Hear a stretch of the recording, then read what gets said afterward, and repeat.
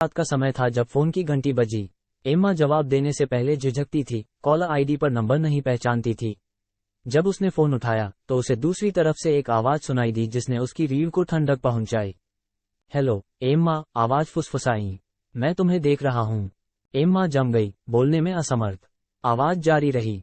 मैं तुम्हारे सारे राज जानता हूं एम्मा। मैं जानता हूं कि तुमने सब कुछ किया है और अब तुम्हारे लिए भुगतान करने का समय आ गया है। एम्मा ने फोन रखने की कोशिश की लेकिन आवाज बोलती रही। इसमें एम्मा के सभी गहरे डर और रहस्यों का विस्तार से वर्णन किया गया है, ऐसी बातें जो उसने कभी किसी को नहीं बताई थीं। अचानक एम्मा को अपनी खिड़की के बाहर एक आवाज सुनाई दी। वो देखने के लिए मुड़ी लेकिन कुछ नहीं देखा। जब उसने फोन वापस किया तो आवाज ने बात करना बंद कर दिया था। उसने फोन काट दिया और खुद को शांत करने की कोशिश करने लगी, लेकिन तभी उसे अपने सामने के दरवाजे पर एक दस्तक सुनाई दी। जवाब देने से पहले वो झिझकती थी, डरती थी कि उसे क्या मिलेगा।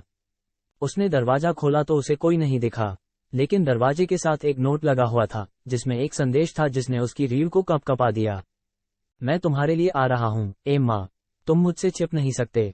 एम्मा को तब एहसास हुआ कि फोन पर आवाज वास्तविक थी और कोई उसकी हर हरकत पर नजर रख रहा था। वह जानती थी कि उस जगह से जितना हो सके दूर जाने के लिए उसे घर छोड़ना होगा।